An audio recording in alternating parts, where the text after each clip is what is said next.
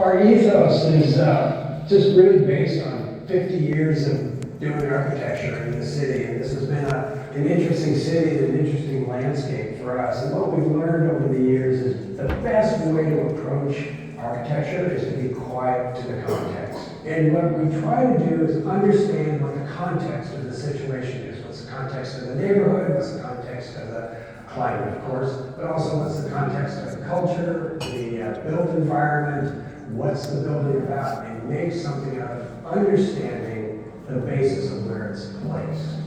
And once we have an idea of how that place works, then we make an architecture out of it. So the architecture, in a sense, becomes part of the community immediately, and is quiet to that community, is quiet to that built environment.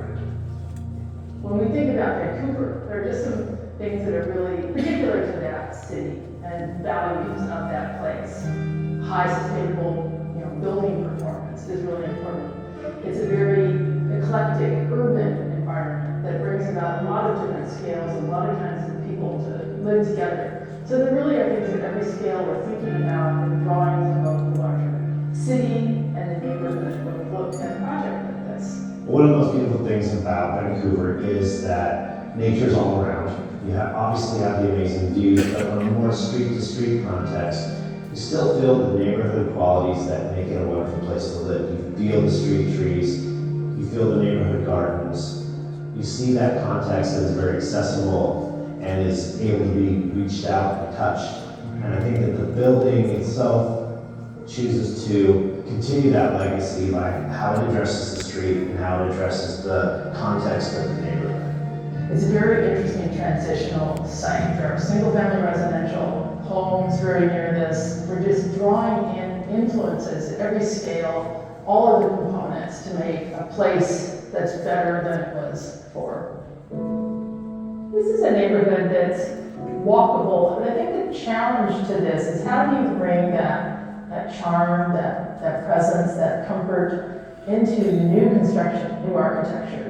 This is a building that could be an example for the rest of the community to think about establishing individuality within a city context, elevating even the individuals within the building to have some level of self-expression that's different from maybe your neighbors, but then unified within a neighborhood context and a city context. And then combining that with high performance, with like the highest levels of performance. So there's really no compromise. You're getting design, high performance, and comfort all in one building site.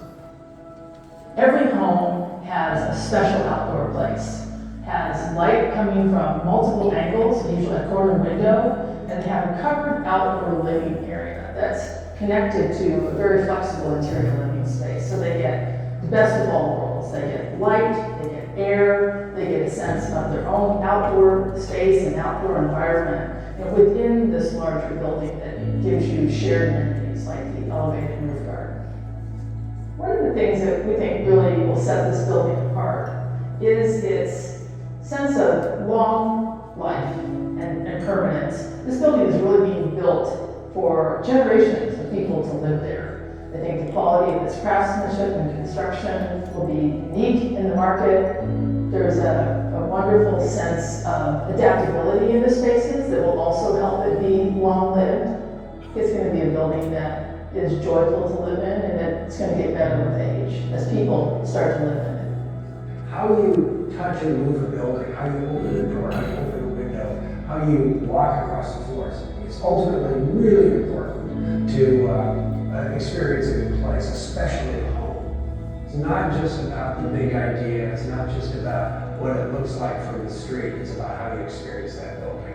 When you're up against it, walking by it in the public realm, and in particular in a residential project, it's really about how you feel inside. What is it? Does it feel like a home? Does it feel comfortable? Are you, in a sense, a refuge, especially in an urban situation?